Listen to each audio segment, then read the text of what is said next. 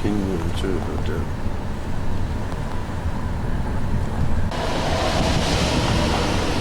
It's a very big hotel here. Funny hotel.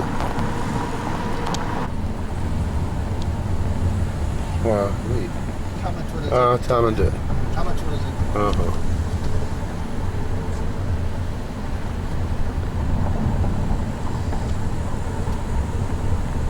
我们的这里的，对不对？还有。我们在锦绣。怡安 hotel， 啊哈。怡安 hotel。This must be ours。锦绣山庄。啊，锦绣山庄。闭关，饭店。闭关吗？啊。闭关。宾馆。锦绣山庄。3个4个县的县吗？4个县。是的县。4 star。Villa。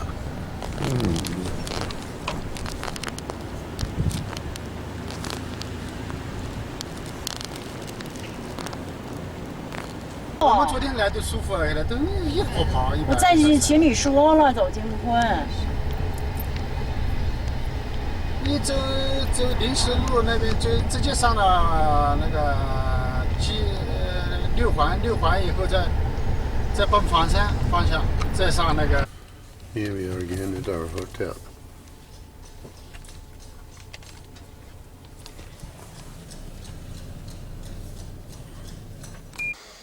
Here we see how a stage has been erected or elected for the performance at the end of the conference on the Wutai cult. Looks like a grand performance.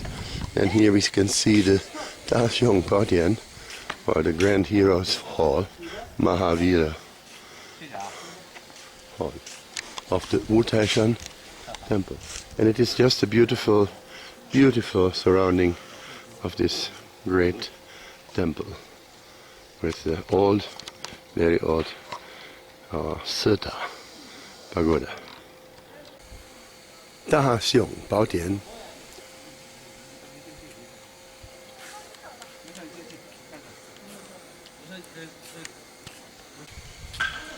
Oh, it's time for lunch.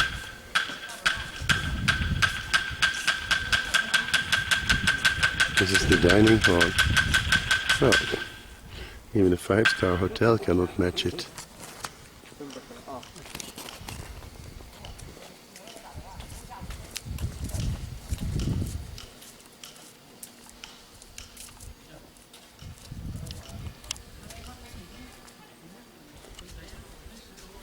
Mui.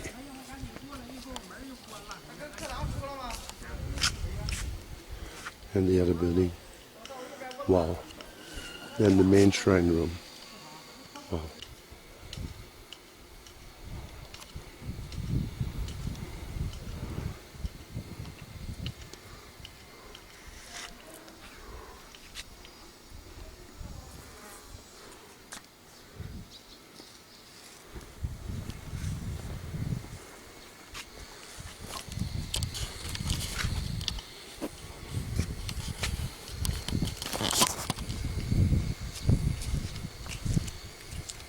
Well, I was just talking about this with Mr.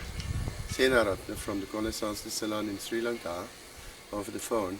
He has visited this place, and it is just unimaginable for Sri Lankan people to imagine what kind of temples there are in this world, and to be in this bush of Wutai Shante in the Chulinse is just a wonderful experience. We're going to have a look at the international conference on the Wutai cult with professors from 40 different universities around the world, top-notch professors, leaders in their field, and 80 PhD students from around the world, mostly Chinese living and studying abroad, and then also some other elite, under the guidance of Guang Guang.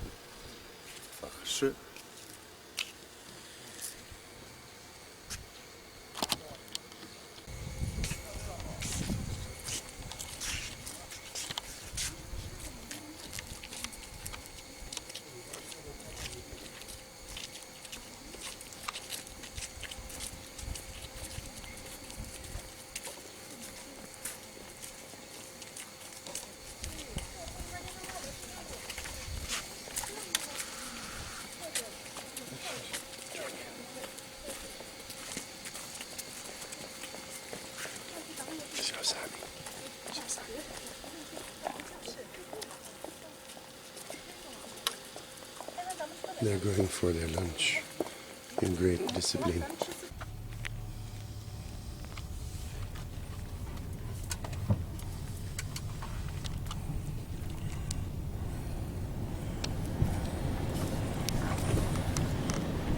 This is the building. 这个地方我住的，在2楼呀。2005年。课堂那里。漂亮的。So this is the place where we have to be for our lunch. Not only for lunch, actually for the conference with the scholars, 40 professors of Chinese Buddhism. 张文玲，我知道，他上海住，对不对？上海的，呀。这个还是我们用这个标导的这个比较好。我这里读一段哈，就是当时这个跟这个光明台有关系的，就是在华严经的卷23实地品，他说释迦牟尼佛从弥坚白毫相放菩萨力光明。北天阿僧祇光以为眷属，普照十方诸佛世界，弥补周遍，三恶道苦皆得修习，悉照十方诸佛大会说法之众，显现如来不思议力，是光明遍照十方诸佛大圣诸菩萨身意，于上虚空中成大光明云台，十方诸佛亦复如是，从弥坚白毫俱放菩萨力光明。北天阿僧这个长明灯啊什么的，这些都是不一样的。然后你看这个说法，其实在别的经里面也有类似的，但是有时候跟它意思是不太一样。比如像《观佛三昧海经》啊，《南岳总圣经》里面提到圣灯，它也叫光明台。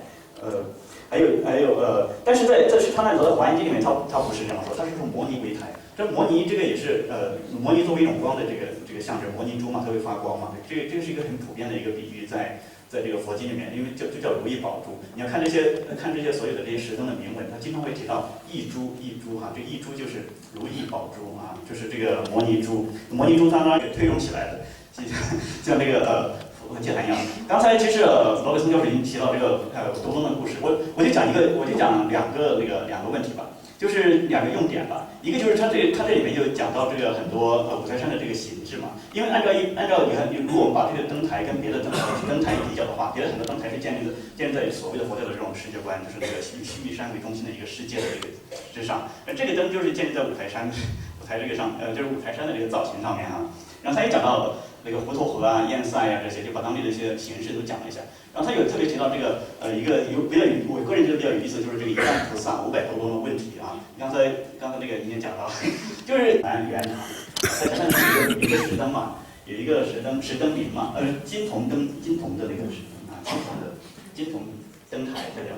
那个里面有讲到，也是要延寿，要延命，还有一个开天眼嘛。这开天眼这个说法，当然是从燃灯功德经里来的，那是北齐很有名的一个文献。所以它里面有一些主题，我觉得是可以，就是这个铭文里面一些主题是可以跟别的石灯结合起来的。我的文章里很多很详细的讨论，我就不多说了哈。然后我觉得还有一个研究的方向，我觉得比较有意思的就是，在山西是因为我个人觉得，因为北齐的时候有好几个刺激，一个就是北齐的时候，因为仙教比较流行，因为你要看这个文献哈，这个很多词其实是不分的，你要仔细看那个词，就是说他们人对这个词的认识，灯明还有这个好几个词嘛，这种它其实是光明这几个词有时候是对应的，火明为什么很重要？因为仙教的火坛是联系在一起的啊，就给大家看一眼这个仙教的火坛，因为在山西发现了好多最近啊，这是在他们那个墓里面发现的。我给你们看一下这一些仙教的这个 fire temple 啊，在北齐的时候，因为那个北齐的地方发现很多这种火。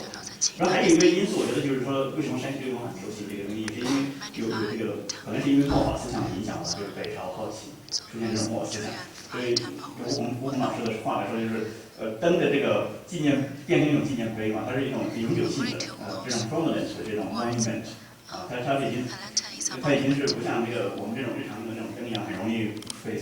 Yeah, so our next speaker is Professor Chahar from Oxford University.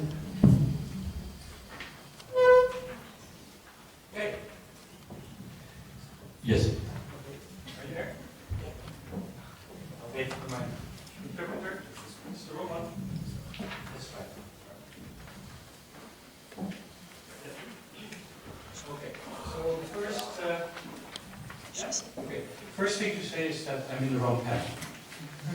And clearly, when we all do not read papers before things start, that's totally normal, but I want to stress I'm in the wrong panel. I'm neither on Taoism, nor on folklore, nor on Christianity. I'm on Buddhism. I think it's really important because it's actually the argument I want to make.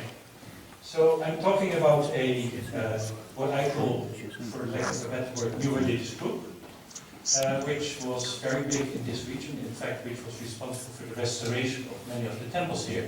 So if that's not Buddhism, I wouldn't know what is Buddhism. But we can talk about that later, if we have time. And so the group I'm talking about is connected to something called the 8 trigrams, 8 trigrams teachings. And they are associated with a very famous rebellion, which is actually the high point of religious persecution in the Qing dynasty in 1813. You may know it from the work by Sun Shan on the Jiao in 1813. It's also known for some very vague associations with the Boxers, but they are positive associations. So they're not negative. The only negative association that really matters in terms of rebellion is the 1813. They are a northern Chinese group, especially Hebei, Shantung, Henan. That region, the 8 trigrams, the group I'm talking about is also in Dunwei. They are very low on text, which means it's very hard to figure out their history. That means we are largely because they were not persecuted all the time. It looks that way because all history is about the records. The records are produced in persecution, and if the records are produced in persecution, it looks as if they're always doing nasty stuff. But actually, most of the time, they're not doing. It's a bit like looking at Christianity in terms of, this was not in the paper, sorry, looking at Christianity in terms of Nero's persecution, or the Second World War, or whatever. I mean, it gives a very strange impression of the group. The historiography of the group, that's important for you to know. I mean, it's my hang-up. People who know my work will know it, but most here do not know my work. So the historiography is determined by negative stereotyping, labeling. And two of the most important stereotypes is that any group which is labeled white lotus teachings, or in modern terms, Huidamen or Mimi Diesche, therefore is to be described in terms of deceiving people and making contributions. So if a labelist comes to Wu Tai Shan and gives money, that's okay. But if a labelist comes and gives money to this group, it's called deceiving people and making contributions. The same event described in a different way. That's what I mean by labeling. And they are always seen as rebellious, and because the record concentrates on this single rebellion of 1813, another event in 1951, therefore the entire group is described as rebellious. It's very similar to modern stereotyping, very present today about Islam. Actually, sorry, I have to get this.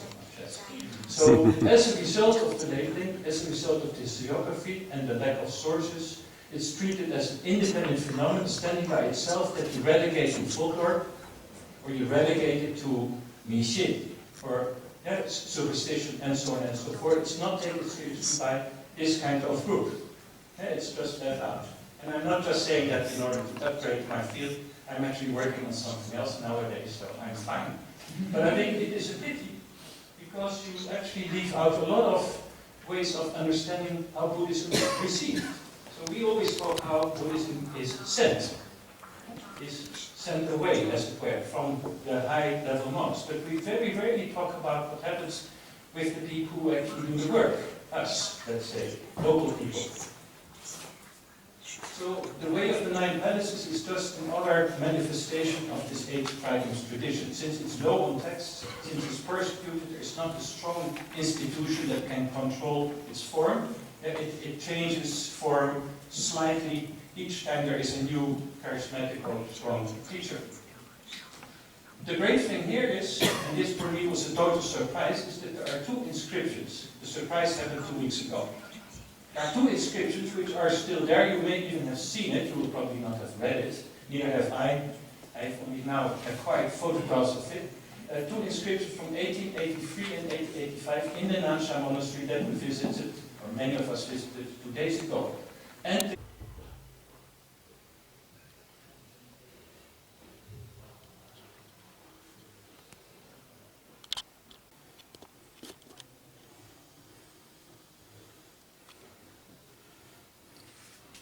leads to dense sense of That is a sense of urgency to the message. It's not in order to incite to rebellion. Yeah, it is to make it even more urgent to become a proper Buddhist.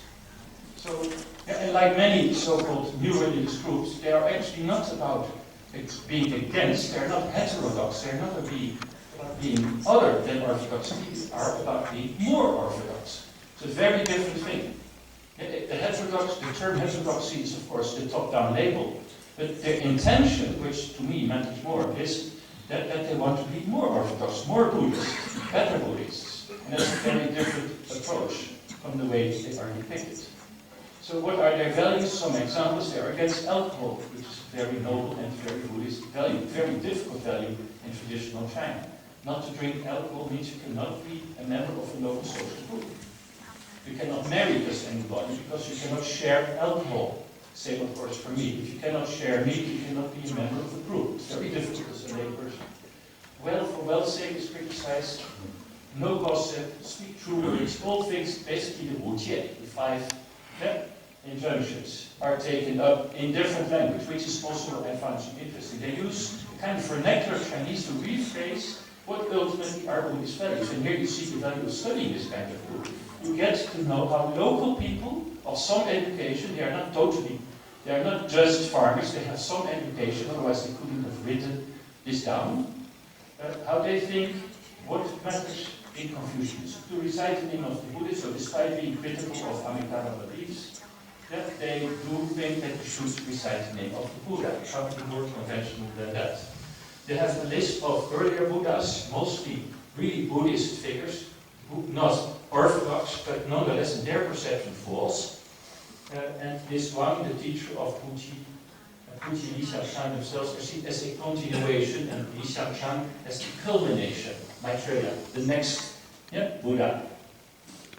Well, if that's not Buddhism, I don't know what Buddhism is. But then maybe I don't lose. So, how will I conclude? I haven't heard my bell yet.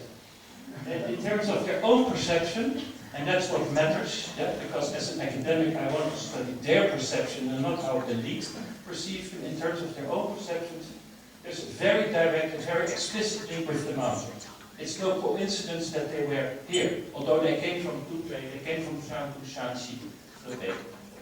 So they came from very far away, hundreds and hundreds of kilometers, walking, not by bus like we do, or train, and even if he says it made her feel at least some of the pain of coming to this mountain. I think it's different when you have to walk, rather than having to wait for a bus that must have taken weeks, maybe sometimes months to come here. But they did that, right?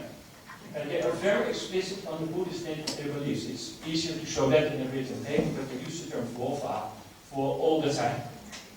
So, and that's my definition. If you affiliate yourself with the Buddha and the Buddha's words, then you are a Buddhist.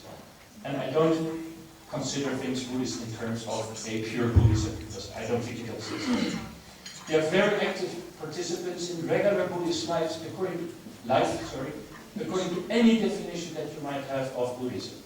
And because these monasteries are Buddhist, it's hard to doubt that. But if you take part in their restoration, you take part in Buddhist life. So they are a form of local Buddhism. So ignoring this, and ignoring many other lay Buddhist movements. I've just written or finished the book 2 years ago, published it 2 years ago, I finished it long before that, about a lay Buddhist group that Wake Up. That to me also is just an expression of local Buddhism. And tries to give form and shape to what they think is Buddhism, which has been persecuted for 500 years until this very day, because they were not what the elites think is Buddhism. Secondly, scholarship notion in this movement, that is a pure Buddhism cannot be maintained. The people who actually make this, because all the second religions of this movement said, well, they are very interested, but they are not pure Buddhism, they are maintained for itself. Whatever. Then Mount Wutai is not just the mountain of the monasteries, and that's great, and I'm very, also like my predecessors, grateful to be here, learn a lot, but it's also the mountain of the people who come and visit. And when you study the mountain, you also have to study the ordinary people who come here. And in my comment on Professor Ross's paper, I will elaborate on that later on, because we have to discuss our own papers, right, or these others. I think that's where I stop.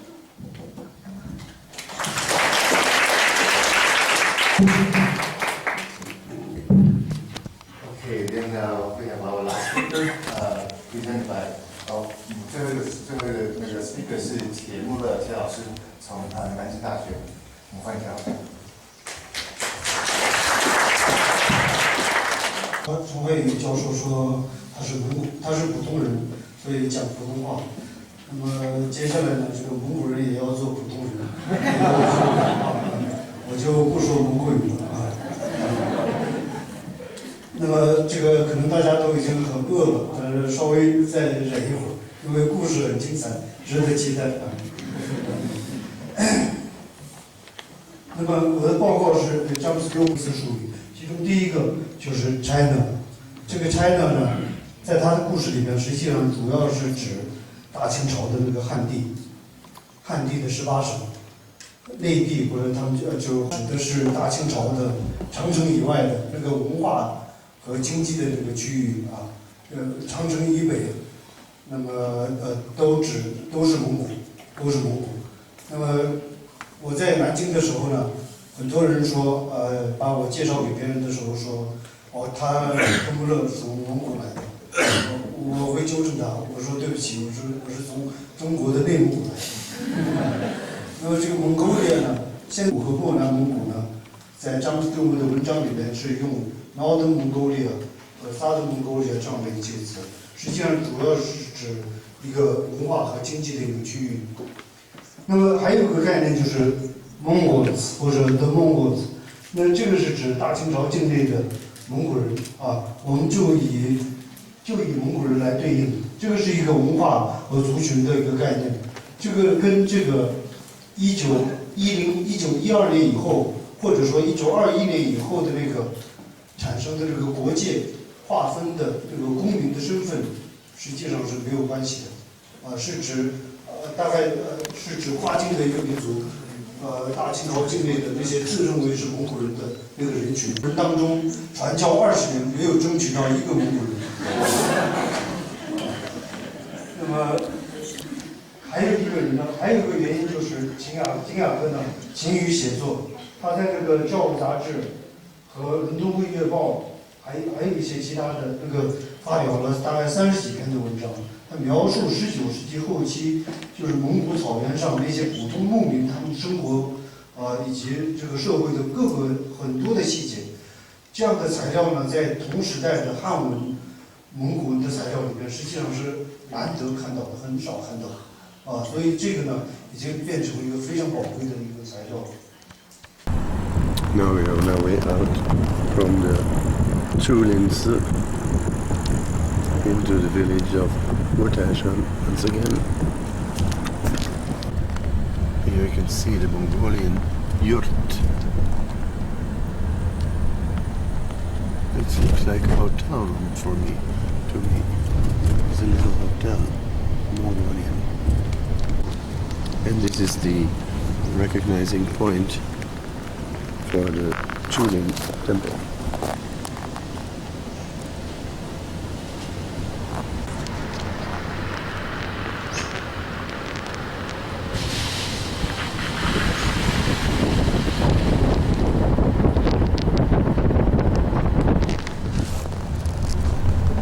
漂亮啊！这个地方，今天很漂亮。明年再来啊。我喜欢明年，可以的。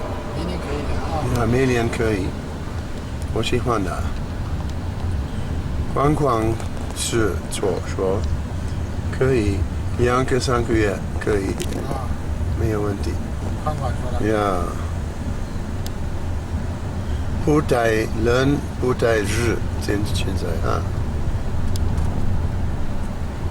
5月、6月、7月、8月很好。这个是个很凉快。可以啊。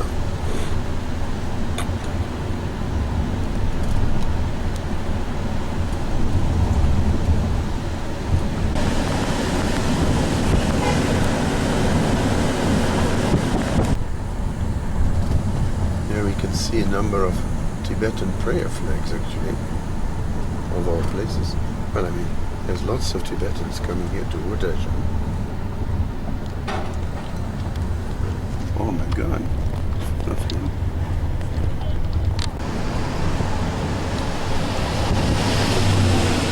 So lush and so green and so comfortable.